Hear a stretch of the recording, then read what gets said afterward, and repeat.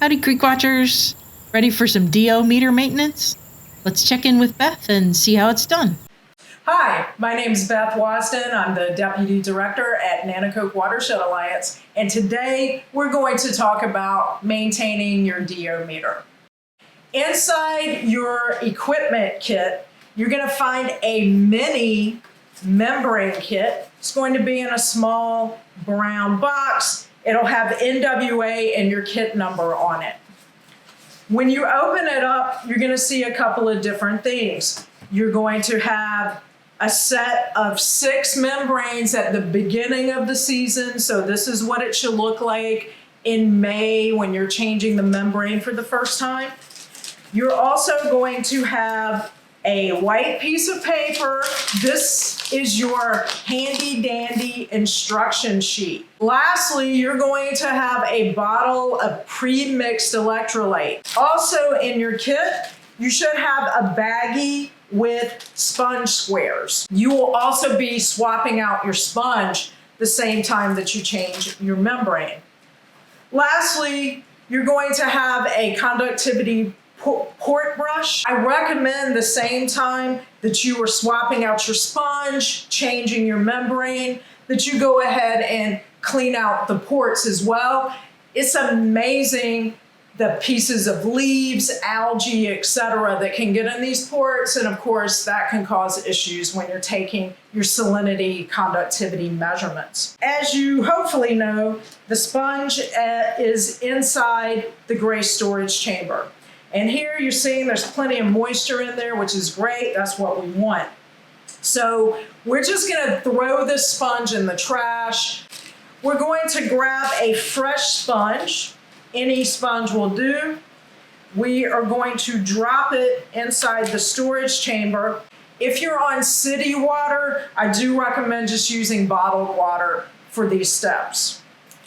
You're going to just pour a little bit of either well tap water or bottled water into the storage chamber. You have the fresh sponge in, pinch and release. So that is ready for us when we get to the end. We are now just going to unscrew the probe guard. I'm going to put it to the side. Now we can see this is our probe assembly with our membrane cap at the end. We are just going to unscrew the membrane. It's a good opportunity to go ahead and rinse out and flush out the conductivity ports. And you just want to move the brush up and down a couple of times and just rinse it with your tap water or your bottled water. Now we're good to change our membrane. We're going to pick up a membrane from the membrane kit. And I really recommend that you hold the membrane up to the light for a second, just to make sure you don't have any imperfections. By imperfections, I mean punctures, tears, or if the membrane itself looks loose, you don't want to use it. I've only seen that a couple of times, but it does happen. So it's worth checking it out before spending time to switch it. What you're going to do is you're going to put the membrane cap on a flat surface. You're slowly going to fill it up with electrolyte. And what you're looking for is you're looking for the dome. So once you see the dome, you know it's good to go. You're going to put it over the bucket so that the excess is just going to release. You just want to carefully screw it on. You're going to hand tighten it. Please don't use a tool to do this. And again, you just want to give that a good rinse with your bottled water or your safe tap water. At that point, you just screw the probe guard back on. We've already changed our sponge, put fresh tap water on. So all we need to do is to reattach that. And your membrane is changed, your sponge is changed, and you've flushed out the conductivity port. The meter should be good for another 4 sampling periods at this point. Now that you've finished your DO meter maintenance, please make sure that you record on the back of your site sample datasheet in the comments section that you performed DO meter maintenance along with the date. So, when do you change your membrane?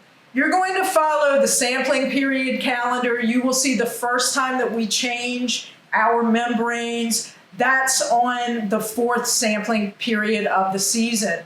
And then it follows every 4 sampling periods from there. You should also change your membrane if you're getting calibration over or under, and you know you've added electrolyte to the cap when installing. That tells us that perhaps the membrane, something's wrong with it. If you install a new membrane and you realize, oh, I didn't put electrolyte in the cap, that should be your first course correction. You want to go ahead and switch out your membranes and make sure that you fill up that cap with electrolyte solution. If you continue to have any problems after changing your membrane, please contact us. We're always here, ready to help you with any equipment problems. Thank you. Have a great day. Happy creek watching!